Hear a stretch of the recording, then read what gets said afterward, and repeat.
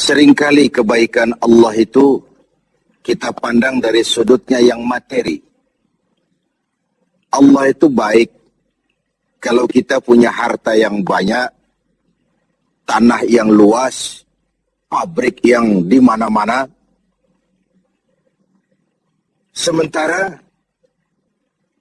kalau cuma sekadar itu kebaikan Allah, terlalu sedikit orang yang mendapatkannya.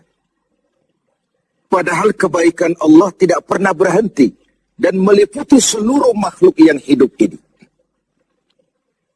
Karena itu pada kesempatan jumpa sore ini, saya ingin mengajak kita melihat kebaikan-kebaikan Allah dalam bentuk yang lain.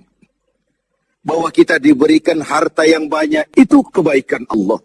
Diberikan tanah yang luas, itu juga kebaikan Allah.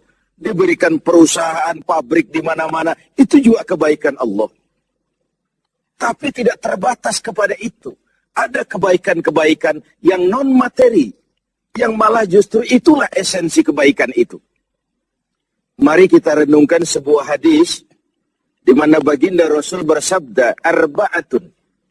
Man u'tiyahunna faqad u'tiya khairat dunya wal akhirah. Ada 4 hal.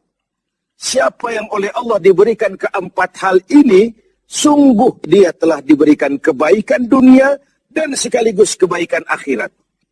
Kebaikan dunia juga kebaikan akhirat. Ini berarti belum tentu yang baik di dunia menurut kita akan berbuntut baik juga di akhirat. Tapi orang yang diberikan 4 hal ini, dia sungguh diberikan kebaikan dunia dan juga kebaikan akhirat nanti. Apa 4 perkara ini? Yang pertama, qalban syakir. Orang yang oleh Allah diberikan hati yang pandai bersyukur. Ada ungkapan, my heart is my home. Hatiku adalah rumahku. Kalau luas hati, rumah yang kecil besar rasanya. Kalau sempit hati, rumah yang besar pun kecil jadinya.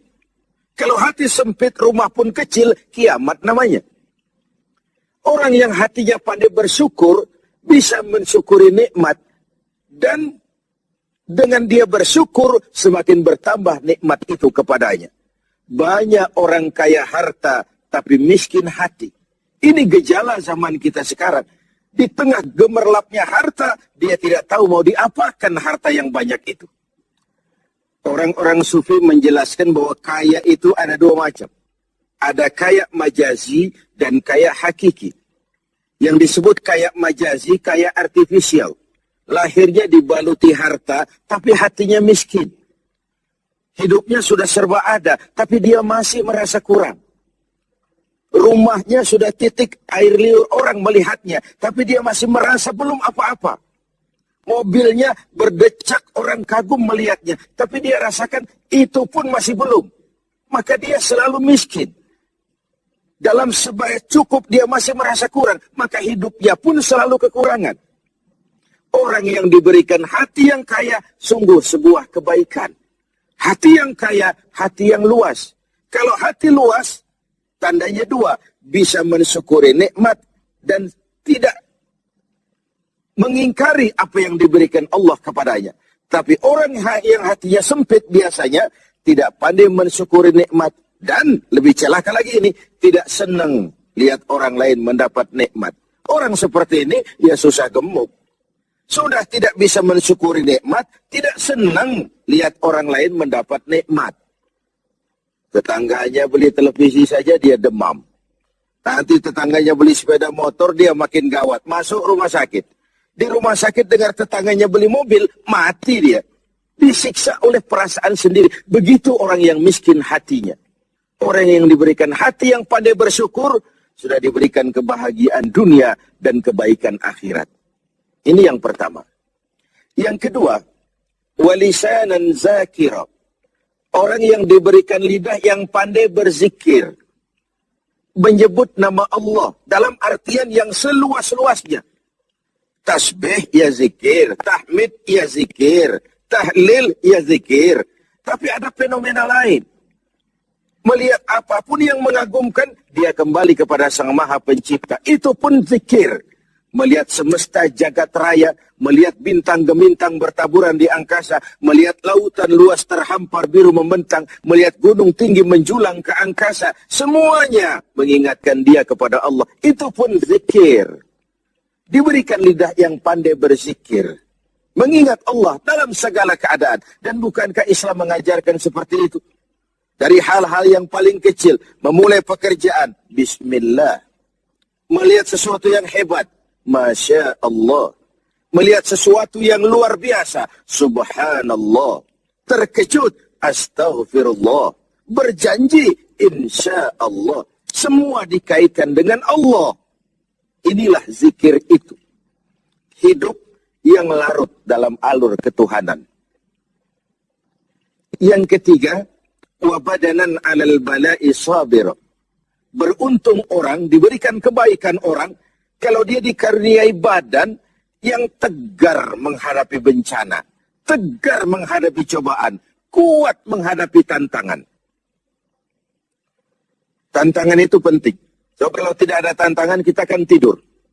Cobaan juga kita perlukan. Tapi kalau kita tidak sanggup menahannya, larut oleh cobaan itu, kita akan kalah karenanya.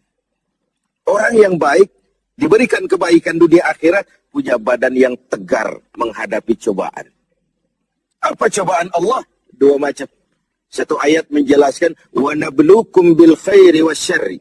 Kami akan coba, kami akan uji kamu dengan yang baik dan dengan yang tidak baik. Dengan yang enak dan dengan yang tidak enak. Dengan yang menyenangkan dan dengan yang tidak menyenangkan. Bukan cuma sakit cobaan itu. Sehat pun ujian. Bukan cuma miskin ujian. Kaya pun cobaan. Bukan cuma tidak punya jabatan cobaan. Naik pangkat pun ujian. Kita ni yang namanya ujian kan yang tidak enak saja. Kalau sudah sakit, ya Allah, sedang diuji. Sehat, lupa daratan.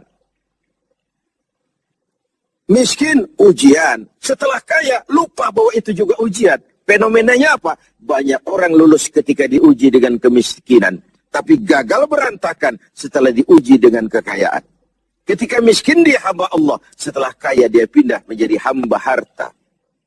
Belum pernah ada orang datang mengeluh, Pak Ustadz, saya sedang diuji oleh Tuhan. Kenapa Pak? Uang saya sedang banyak. Belum pernah.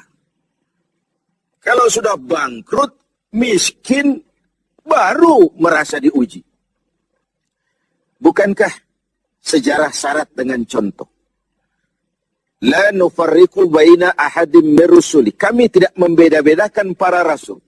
Tidak ada rasul yang dianak emaskan. Semuanya diuji, semuanya ditempa, semuanya digembleng.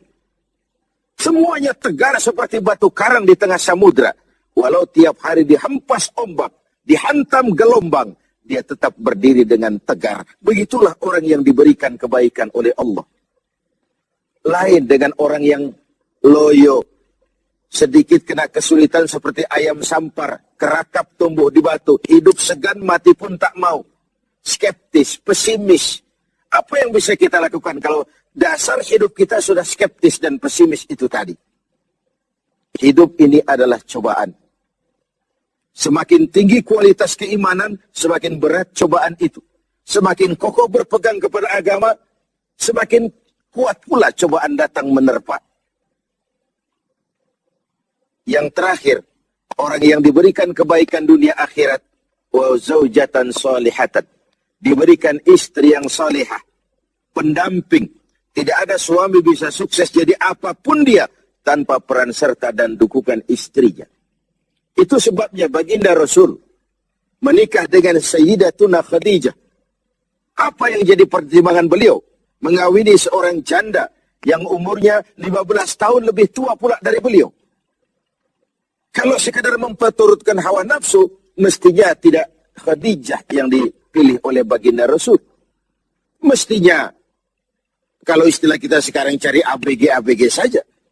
Tapi jelas baginda Rasul bukan cuma sekadar mencari istri, beliau mencari seorang pendamping. Apa bedanya ini? Tiap perempuan bisa jadi istri, memang. Tapi tidak tiap istri bisa jadi pendamping. Itu dibuktikan dalam sejarah. Orang lain belum beriman, Khadijah iman. Orang lain memusuhi Nabi, Khadijah mengorbankan hartanya untuk membantu perjuangan Nabi. Saat Nabi terkena kesulitan, Khadijah tampil jadi penghibur. Khadijah tampil jadi pembela. Ketika pertama kali berhadapan dengan malaikat Jibril menyampaikan wahyu, Rasulullah gemetar seperti orang demam. Kembali ke rumah, zammiluni ya Khadijah, selimuti saya Khadijah, selimuti. Kenapa bang? Barusan turun Jibril, dia katakan begini-begini, saya khawatir Khadijah. Khadijah mengerti suaminya semua mengalami semacam frozen, emotional attitude. Sebagai istri yang bijak, pendamping yang baik, beliau tampil, kalla ma yukhzikallahu abada. Jangan khawatir bang, Allah tidak akan menyusahkan abang untuk selamanya. Tenanglah. Rumah tangga adalah awal kesuksesan kita di tempat lain. Karena itu, kalau diberikan istri yang solehah, itu sudah kebaikan dunia dan kebaikan akhirat. Seorang pejabat yang jujur, polos, lugu, sederhana, bisa jadi koruptor ulung kalau dikipas-kipasi oleh istrinya. Suami-suami yang berstatus DKI, di bawah kekuasaan istri. Tidak lagi sebagai pendamping, tapi sudah menjadi Sadaqallahul Azim.